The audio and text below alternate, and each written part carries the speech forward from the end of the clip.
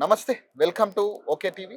ప్రస్తుతం నా ముందు తెలంగాణ జాగృతి నుంచి శ్రీకాంత్ గౌడ్ కన్ను ఉన్నారు. ఉంటాయా? మాట్లాడదాం తెలంగాణ రాజకీయాలలో రవి కవిత రవి గారి రవి రవి దగ్గర ప్రభావం ఎంత పడుతుంది, రవినాయక్ దగ్గర ప్రధానంగా బీఆర్ఎస్ పార్టీకి సంబంధించిన అంశాల మీద కవిత గారి ఇంపాక్ట్ పడుతుందంటూ కూడా కొన్ని కథనాలు ఈరోజు రావడం జరిగింది. సో ఈరోజు ఆల్రెడీ కేటీఆర్కి సిట్ నోటీసులు ఇవ్వడం జరిగింది. దాని మీద విచారణ జరుగుతున్న నేపథ్యంలో కూడా కవిత గారి వ్యాఖ్యల ప్రభావం ఉంది అంటూ కొన్ని కథనాలు వస్తూ ఉన్నాయి.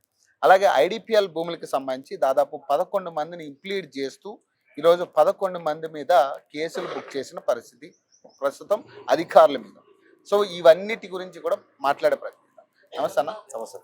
ప్రధానంగా మీకేమనిపిస్తా ఉంది ఈ సిట్ నోటీసులు జరుగుతున్న పరిణామాలు? మొన్న హరీష్ రావుకి నోటీసులు ఇచ్చారు, ఈరోజు మళ్ళీ కేటీఆర్ గారిని పిలవడం జరిగింది.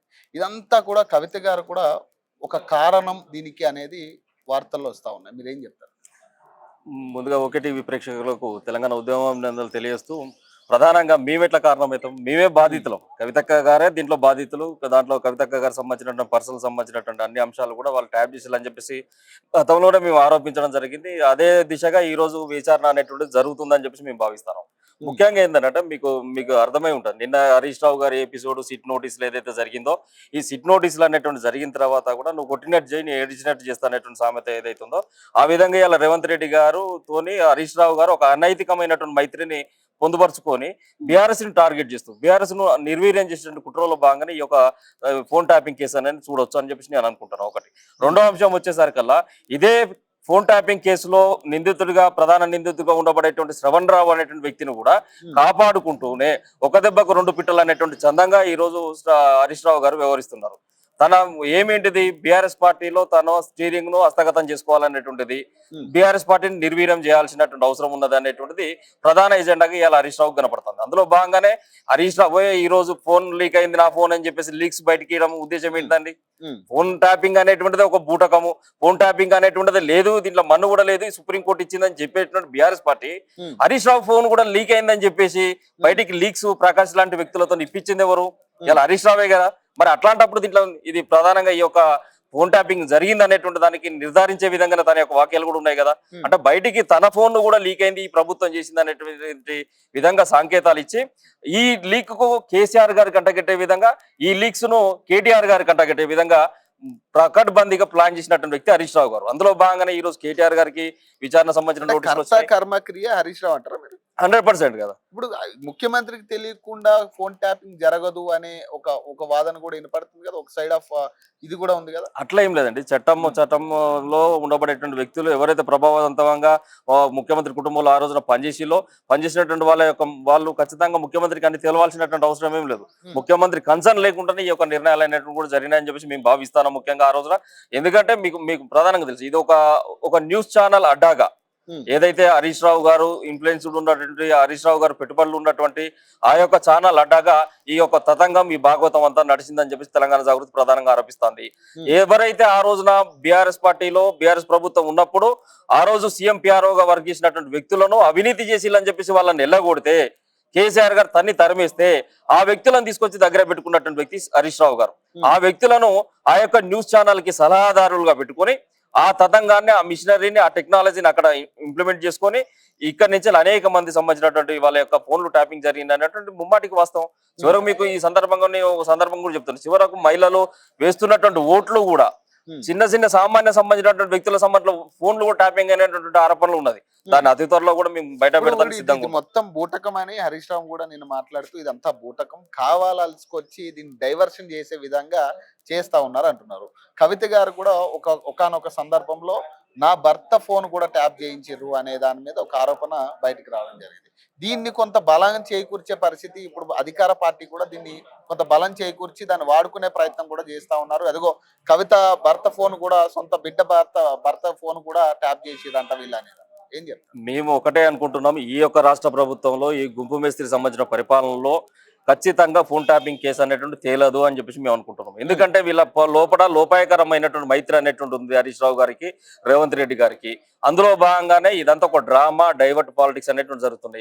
మరి ఎగ్జాక్ట్లీ మున్సిపల్ ఎలక్షన్స్ వచ్చే టైంకే హరీష్ రావుకి సిట్ నోటీసులు ఎందుకు పోతాయండి? ఇన్ని రోజుల నుంచి సిట్ నోటీసులు ఎందుకు పోలే హరీష్ రావు గారికి? దీంట్లో మీకు ఆంతర్యం అర్థమైపోతుంది. ఏంది అంటే మున్సిపాలిటీలలో ఈ యొక్క ఫోన్ ట్యాపింగ్ సంబంధించినటువంటి కేసు అనేటువంటిది ఉన్నది. దీన్ని నిర్వీర్యం చేస్తూ కాంగ్రెస్ ను బలపరిచేటువంటి కుట్ర జరుగుతుంది. రేపు ఈ పార్టీని ఎవరు కాపాడాలి? బీఆర్ఎస్ పార్టీని అంటేనే మళ్ళీ హరీష్ రావు వస్తేనే దీనికి ఆపద్ బాంధవుడు, ఈయన ఒక ఏమంటారు ట్రిపుల్ షూటర్, డబుల్ అంటారు కదా, ఆ విధంగా ఈయనే దీన్ని బాహుబలిలాగా కాపాడతాడని చెప్పేసి కేటీఆర్ గారిని నిర్వీర్యం చేసే కుట్ర, పార్టీని హస్తగతం చేసుకునేటువంటి కుట్ర, బీఆర్ఎస్ ను మొత్తం నిర్వీర్యం చేసే కుట్ర కాంగ్రెస్ తో జరుగుతున్నది. దాంట్లో పావుగా ఈ రోజు కేటీఆర్ గారిని వాడుతున్నారు. అది కేటీఆర్ గారికి ఇంకెందుకు అర్థం కావట్లేదో ఇలా తెలంగాణ సమాజం కూడా నిశ్చితంగా పరిశీలిస్తుంది. జాగృతి తరపు నుంచి అంటే మీరు కూడా ఎప్పుడైతే మీ అధ్యక్షురాలు ఈ అనుమానం వ్యక్తం చేశారో, నా భర్త ఫోన్ కూడా ట్యాప్ అయిందని ఏదైతే మాట్లాడిన తర్వాత కొంత దీనికి బలం చేకూర్చే పరిస్థితి అయ్యింది. తర్వాత బీఆర్ఎస్ కొంత ఇబ్బందిలో పడింది అనేది వాస్తవమా కాదా? 100% కదా. అంటే సొంత బిడ్డ ఎవరైతే ఆదినాయకుని బిడ్డ ఉందో ఆదినాయకుని యొక్క కుమార్తె సంబంధించినటువంటి ఫోన్లు, అల్లుని ఫోన్లు ఎప్పుడైతే ట్యాపింగ్ చేసిందో వాళ్ళ దుర్మార్గమైనటువంటి చర్యలు బహిర్గతమైనవి. ఒక ఆడబిడ్డ ఫోన్ ట్యాప్ చేయడం ద్వారా ఏం తెలుసుకుంటారు? ఏం నిజాలు తెలుసుకుందాం అనుకుంటున్నారు? ఏం బ్లాక్ మెయిల్ రాజకీయాలు చేయాలనుకుంటున్నారు? ఏ విధంగా కవితను కట్టడి చేయాలనుకున్నారు? మరి మీకు అంత గత్యంతరం లేని పరిస్థితులు ఎందుకు వచ్చినాయి? వీటన్ని కూడా ప్రజలకు సమాధానం చెప్పాల్సినటువంటి అవసరం ఉన్నది. ఏదో టెక్నికాలిటీస్ ని ముందు పెట్టుకొని, కోర్టులు ఇచ్చే తీర్పులను ముందు పెట్టుకొని ఏం జరగలేదు అనేటువంటి అవాస్తవం. ఖచ్చితంగా ఈ యొక్క కేసులో, ఫోన్ ట్యాపింగ్ కేసులో కవిత గారి యొక్క ఫోన్ తో పాటు అనిల్ రావు గారి యొక్క ఫోన్ కూడా ట్యాప్ అయింది అనేటువంటి వాస్తవం. రేపు రోజు సిట్ విచారణకు గనక కవిత గారిని కానీ, సిబ్బందిని కానీ, ఎవరిని పిలిచినా కానీ మేము పోయి నిష్పక్షపాతమైనటువంటి యొక్క సిట్ విచారణకు మేము ఖచ్చితంగా హాజరవుతాం. మేము ఒకటే డిమాండ్ చేస్తున్నాం, ఈ ప్రభుత్వం గనక హరీష్ రావుతో గనక మిలాఖత్ కాకపోతే సిట్ విచారణ అనేటువంటిది ఇమీడియట్లీ మీరు తేల్చి ముద్దాయిలు ఎవరినో వారు ప్రజా కోర్టులో ప్రవేశపెట్టాలి. మరి ఇంతవరకు ఏ ఒక్క విచారణ కాంగ్రెస్ పార్టీ సక్సెస్ఫుల్ గా చేసిందండి? ఇలా కాళేశ్వరం విచారణ జరిగితే కాళేశ్వరం విచారణ ఇక్కడ ఉన్నటువంటి సంబంధించినటువంటి దర్యాప్తు సంస్థలతో కాలేదని చెప్పేసి దాన్ని తీసుకుపోయి సిబిఐకి అప్పచెప్పారు. ఇతర అదే విధంగా డ్రగ్స్ కేసు అన్నారు, దాన్ని తీసుకుపోయి సిబిఐ వేరే ఇక్కడ దర్యాప్తు సంస్థలతో కాలేదని చెప్పేసి చేతులు దులుపుకున్నారు. అనేక కేసులు అన్నింటినీ కూడా మీరు పక్క పెట్టిల్లు. లక్షల కోట్ల ప్రజాధనాన్ని దోచుకున్నారు ఏదైతే బీఆర్ఎస్ పార్టీ అని చెప్పి గతంలో అధికారంలోకి వచ్చినటువంటి పార్టీ. మరి మిమ్మల్ని ఎవరు ఆపుతున్నారు? ఇలా కేటీఆర్ గారు డైరెక్ట్ నిన్ను లుచ్చా అని చెప్పి సంబోధిస్తున్నారు. మరి నువ్వు ఎందుకు ఇంకా ఆ విధంగానే స్పందిస్తున్నావు? అంటే లోపాయకరంగా ఇలా సంతోష్ రావు గారితో కానీ, హరీష్ రావు గారితో కానీ ఈ యొక్క ఒప్పందాలు ఉన్నాయి. ఇలా హరీష్ రావు గారు మన విచారణలో ఇంకొక మాట మాట్లాడారంట, నేను హోంశాఖ మంత్రిని కాదు, అసలు దాని గురించి నాకు సంబంధం లేదని ఆయన ఒక మాట మాట్లాడారంట. బేసిక్ అంటే ఇప్పుడు ఇక్కడ ఫోన్ ట్యాపింగ్ జరిగిందని ఆయన ఒప్పుకున్నట్టేనా?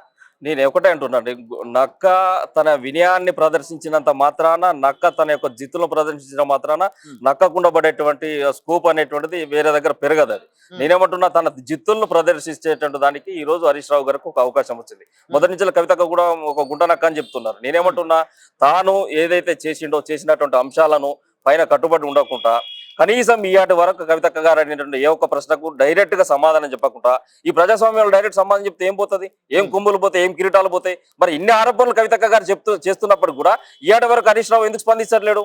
దానికి సమాధానం చెప్పాలి కదా. నేనేమంటున్నా, తను ఏదైతే దీనికి నేను ముఖ్యమంత్రిని కాదు, నేను హోం మంత్రిని కాదు అన్నప్పటికీ కూడా అట్లాంటి ఇన్ఫ్లుయెన్స్ చేసిన ఇలా కాళేశ్వరం సంబంధించినటువంటి దాంట్లో అవినీతిలో నీ భాగస్వామ్యం ఉందని చెప్పేసి అన్నారు. మరి ఆ రోజు నువ్వు ముఖ్యమంత్రి కాదు, కానీ ఒక శాఖకు నువ్వు ఇరిగేషన్ మంత్రిగా ఉన్నావు కదా. మరి ఉన్నప్పుడు నీ యొక్క ప్రమేయంతో జరిగిందని చెప్పినప్పుడు ఆ రోజు కూడా పీసీ ఘోష్ కమిషన్ దగ్గరికి పోయి ఈయన ఏం చెప్పిండండి? ఏకవాక్యంగా ఏం చెప్పిండు? సర్వంతర్యామి కేసీఆర్ గారే కాళేశ్వరంలో అని చెప్పిండు. అంటే కేసీఆర్ గారిని ఇరికిచ్చే ప్రయత్నం చేసింది హరీష్ రావు గారు కదా. 100% నేనేమంటున్నా, ఆంధ్రప్రదేశ్ లో నాడు ఉండబడేటువంటి ఎన్టీ రామారావు గారి ప్రభుత్వాన్ని ఏ విధంగానైతే అల్లుడు కూల్చిండో అదే విధమైనటువంటి వెన్నుపోటు రాజకీయాలకు హరీష్ రావు ఈ రోజు ఆ విధంగా బయటికి తీసుకొస్తా ఉన్నాడు.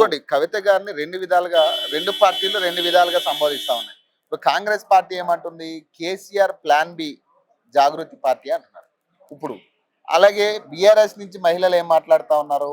ఇది రేవంత్ రెడ్డి అడ్డాలో జరుగుతున్న ఇదంతా కూడా రేవంత్ రెడ్డి స్కెచ్ అని వాళ్ళు చెప్తా ఉన్నారు. అంటే బేసిక్ గా మీరు దేన్ని ఎట్లా సమర్థించారు? మీకు ఒకటే ఉదాహరణ చెప్తా ఈ విషయంలో. కవిత గారు బీఆర్ఎస్ పార్టీలో సభ్యురాలుగా కాకముందుకే 2006 సంవత్సరంలో తెలంగాణ జాగృతి స్థాపించేసి తన తండ్రి ఒక ఉద్యమ నాయకుడు అయినప్పటికీ కూడా తన సంబంధించినటువంటి షాడోను తన మీద ఉంచుకోకుండా ఇండిపెండెంట్ గా ఎదిగినటువంటి ఇండిపెండెంట్ ఉమెన్ ఆమె.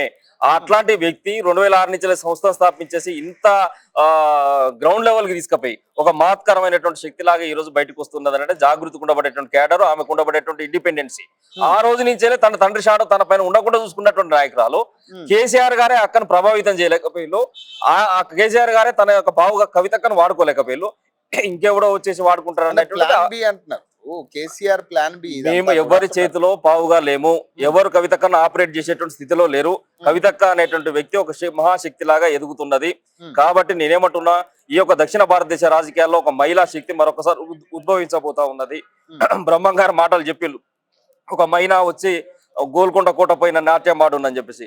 ఆ మైనా ఎవరో కాదు, రేపు రోజున కవితక్కనే తెలంగాణ జాగృతే ఈ తెలంగాణ రాష్ట్ర ప్రజల యొక్క స్వరూపాన్ని కూడా మొత్తం కూడా మార్చే విధంగా, బహుజన రాజ్యాధికారాన్ని తీసుకొచ్చే విధంగా, బహుజనులకు అవకాశం ఇచ్చి అణగారిన వర్గాలకు అవకాశం ఇచ్చేసి చట్టసభలలో వాళ్ళని తీసుకొచ్చి ఒక సమూలమైనటువంటి రాజకీయ మార్పులను తీసుకొస్తాం, యువతను ముందుకు తీసుకొస్తాం. నాడు ఎన్టీ రామారావు గారి పీరియడ్ లో 35-36 సంవత్సరాలు 40 సంవత్సరాల లోపు ఉన్నటువంటి వాళ్ళకు అవకాశాలు ఇస్తే ఇలా ఒక పట్నం మహేందర్ రెడ్డి కావచ్చు, ఎర్రబెల్లి దయాకర్ రావు కావచ్చు, కడియం శ్రీహరి గారు రావచ్చు, ఇట్లాంటి అనేక మంది తలసాని శ్రీనివాస్ యాదవ్ లాంటి వాళ్ళు కావచ్చు, ఇలా అనేక మంది బయటకు వచ్చిండ్రు. ఇలా ఒక 40 సంవత్సరాల రాజకీయాలను నడపగలిగేటువంటి శక్తి వచ్చింది. ఈ రోజు మాలాంటి బిడ్డలకు కూడా కవితక్క గారు యువకులకు పెద్ద పీట వేసే విధంగా ఆస్కారం ఇస్తూ ఉన్నారు పార్టీలో. అట్లాంటి సమన్యాయం అనేటువంటిది, అట్లాంటి సామాజిక న్యాయం అనేటువంటిది కేవలం తెలంగాణ జాగృతితోనే సాధ్యపడుతుంది.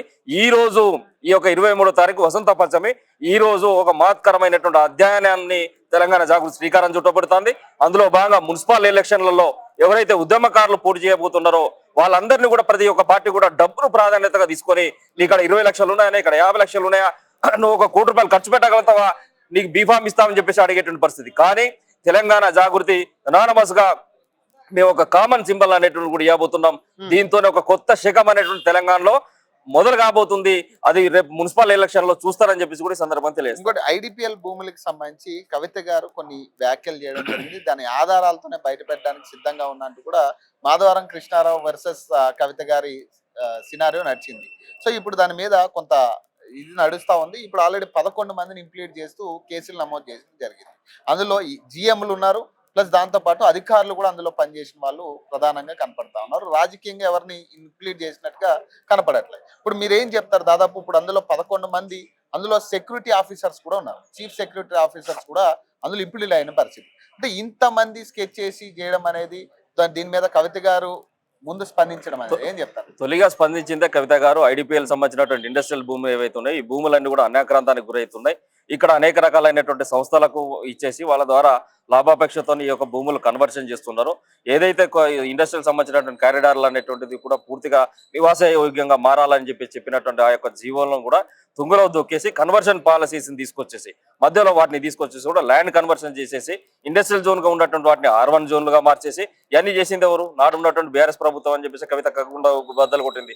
ఆ విషయంలో ఐడిపిఎల్ సంబంధించిన భూములలో మీ భూములు ఉన్నాయని చెప్పేసి మా మీద గుడగాల్చి మీద చేసేటువంటి ప్రయత్నం చేస్తే విత్ డాక్యుమెంట్ ఎవిడెన్స్ తో సహా 2019 సంవత్సరంలో అక్కడ ఉండేటువంటి భూములు 1975 నుంచి పట్టా భూములు ఉన్నటువంటి ఆ భూములను మేము కొనుక్కున్నది వాస్తవం. అది కోర్టు పరిధిలో ఉన్నటువంటి భూములవి. తర్వాత 2021 సంవత్సరంలో వాటిని మధ్యంతరంగా ఒక సెటిల్మెంట్ వచ్చింది. ఆ సెటిల్మెంట్ ద్వారా దీంట్లో భాగస్వాములుగా ఉన్నటువంటి 6 ఎవరైతే ఉన్నారో వాళ్ళందరూ కూడా మేము బయటకు వచ్చేసి దాన్ని అమ్మేసుకుని వచ్చినాము. అది ప్రైవేట్ ల్యాండ్స్ అని చెప్పేసి క్లియర్ గా డాక్యుమెంట్ ఎవిడెన్స్ ఇచ్చింది. ఈ రోజు కృష్ణారావు గారు కావచ్చు, గాంధీ గారు కావచ్చు, అక్కడ ఉన్న స్థానిక ప్రజాప్రతినిధులు కావచ్చు, వీళ్ళందరి పైన కూడా సమగ్రమైనటువంటి విచారణ జరగాలి. నాడు ఇచ్చినటువంటి బీఆర్ఎస్ పార్టీ ఈ యొక్క భూములు అన్యాక్రాంతం అవుతుంటే ఏం చేసింది? కేటీఆర్ గారు మున్సిపల్ అడ్మినిస్ట్రేషన్ మంత్రులుగా ఉన్నారు కదా, ఆ రోజు మీరు ఏం చేసిండ్రు? గుడ్డు గులాల పళ్ళు దోమిలా మరే మీరు ఆ రోజు సపోర్ట్ చేయకుండా ఈయాటి వరకు విచారణ సంస్థలు వేయకుండా వాటన్నిటిని కూడా లోపాయకరంగా మీరు మీ అన్నిలో కట్టబెట్టింది అనేటువంటి వాస్తవమే. అది రేపు రోజున చట్టం అనేటువంటి చట్టం తన యొక్క పని చేసుకుంటూ పోతుంది. ఆ విషయంలో ఐడిపిఎల్ సంబంధించిన భూముల విషయంలో కూడా కవిత గారు కానీ జాగృతి తరపున కానీ ఏదైనా ఆధారాలు ఇవ్వాల్సినటువంటి అవసరం కనుక వస్తే ఖచ్చితంగా దర్యాప్తు సంస్థలు కూడా ఇప్పుడు రాజకీయ ఇంప్లీడ్ మీరు అప్పుడు ఎవరి మీద అయితే దోషం చేసిరో ఇప్పుడు వాళ్ళని ఇంకా వాళ్ళకి సంబంధించిన ఆధారాలు మీరు ప్రవేశపెట్టే పరిస్థితి లేదు కదా, ఇప్పట్లో ప్రవేశపెట్టి మమ్మల్ని ఎవరైనా అడగాలి కదండి. తెలంగాణ జాగృతి మీరు పలానా ఆరోపణలు చేసిల్లు, మీ దగ్గర ఏం ఎవిడెన్స్ ఉంది, ఎందుకు చేసిల్లు, నిరాధారంగా చేసిల్లా, ఆధారంగంతో చేసిల్లా అని చెప్పేసి అన్నప్పుడు మా దగ్గర ఉన్నటువంటి ఆధారాలు దర్యాప్తు సంస్థలు పిలిస్తే ఖచ్చితంగా మేము వాటిని చేస్తాం. అది ఏది కూడా లేకుండా ఉట్టిగానే వచ్చి గుడాల్చి మీద ప్రయత్నం చేసేసి కవితక్కను బదనం చేసే ప్రయత్నం చేస్తే తెలంగాణ జాగృతి సహించదు, ప్రతిఘటిస్తుంది. ఇప్పుడు తెలంగాణ జాగృతి ఎఫెక్ట్ కావచ్చు, కవిత గారి ఎఫెక్ట్ కావచ్చు, తెలంగాణ బీఆర్ఎస్ మీద ఎక్కువ శాతం పడుతుంది. సో దీనివల్ల కేసీఆర్ గారికి ముప్పు ఉంది అనే దాని మీద కొంత వార్తలు సర్క్యులేట్ అవుతా ఉన్నాయి. దీని మీద మీరు ఏం చెప్తారు? దీన్ని ఎంత 100% పడుతుంది. ఎందుకంటే తెలంగాణ ఉద్యమకారులను విస్మరించినటువంటి పార్టీ, ఉద్యమ పార్టీగా వచ్చేసి అనేక మంది ఉద్యమకారులను, అనేక మంది సంబంధించినటువంటి సబ్బండ వర్గాలను రోడ్ల మీదకి తీసుకొచ్చినటువంటి పార్టీగా ఆ రోజున ఉన్నటువంటి బీఆర్ఎస్ పార్టీ ఉద్యమ ఆకాంక్షలను నెరవేర్చినప్పుడు, ఎవరైతే 1200 మంది బిడ్డలు అమరులైనప్పుడు, ఈ 1200 మంది బిడ్డలు అమరులైన్లు అని చెప్పేసి అనేక ఆత్మగౌరవ వేదికల మీద మనమే చెప్పినాం కదా. మరి 457 మంది మాత్రమే అమరులు అని చెప్పేసి మీ ప్రభుత్వం 10 ఏళ్ళు వచ్చిన తర్వాత కూడా ఆ కుటుంబాలకు న్యాయం చేయకపోతే ఉద్యమ ఆకాంక్షలు ఎట్లా నెరవేరినట్టు? ఏ ఒక్క ఉద్యమకారునికైనా ఏదైనా ఉద్యోగాల రాయితీ కల్పించిల్లా, ఏదైనా పెన్షనరీ విధానాన్ని తీసుకొచ్చిల్లా, ఏదైనా ఒక ఉద్యమకారునికి కనీసం ఇండ్ల స్థలాలు ఇచ్చిల్లా, కనీసం లబ్ధిదారులకు కేటాయించి వాళ్ళకి ఏమన్నా సంక్షేమ పథకాలు ఇచ్చిల్లా? ఇయాటి వరకు ఎట్లాంటి సంక్షేమ పథకాలు ఉద్యమకారులకు లాభం జరగలేదు. 2001 నుంచి జెండా గద్దలు కట్టి జెండాలు మూసి, భుజాన జెండాలు మూసి జేబుకు చిల్లు పొడుచుకున్నటువంటి ఉద్యమ కార్యకర్తలు ఎంతో మంది ఉన్నారు. అలా ఆ కుటుంబాలు ఏమైనాయి? ఇలా పారాషూట్ లీడర్లు అందరూ వచ్చేసి ఎమ్మెల్యే లైన్లు, ఎంపీ లైన్లు, ఎమ్మెల్సీ లైన్లు, కార్పొరేషన్ చైర్మన్ లైన్లు. మాలాంటి ఉద్యమకారుల పరిస్థితి ఏమైంది? యూనివర్సిటీలు వేదికగా రబ్బర్ బుల్లెట్లకు, బాష్ప గోళాలకు ఎదురొడ్డి పోరాడినట్టు మాలాంటి బిడ్డలకు ఏం చేసింది బీఆర్ఎస్ పార్టీ? ఏం చేయలే కదా. అందుకోసమే తెలంగాణ జాగృతి కంకణ బద్దులై ఉద్యమకారుల ఆకాంక్షలు నెరవేర్చడం కోసం, ఆ బిడ్డల యొక్క స్థితిగతులను మెరుగుపరచడం కోసం ఖచ్చితంగా కంకణ బద్దులై రేపు రోజున జరగబోయేటువంటి అసెంబ్లీ ఎన్నికల్లో కూడా మేము బాగా వేస్తాం. ఖచ్చితంగా ఈ యొక్క రాష్ట్రంలో ఉద్యమకారుల స్థితిగతులన్నీ కూడా మార్చడానికి తెలంగాణ జాగృతి ఒక్కటే వేదిక అని చెప్పేసి ఉద్యమకారులందరూ కూడా ఏకపక్షాన తెలంగాణ జాగృతిని కవితక్క గారిని సపోర్ట్ చేస్తూ తన వెనక నడవాల్సినటువంటి అవసరం ఉందని చెప్పేసి ఈ సందర్భంగా ఉద్యమకారులకు కూడా గుర్తు చేస్తాను. రైట్. సో ఇది శ్రీకాంత్ గౌడ్ గారితో ఇంటర్వ్యూ. సో మరిన్ని అప్డేట్స్ కోసం చూస్తూనే ఉండండి. ఓకే.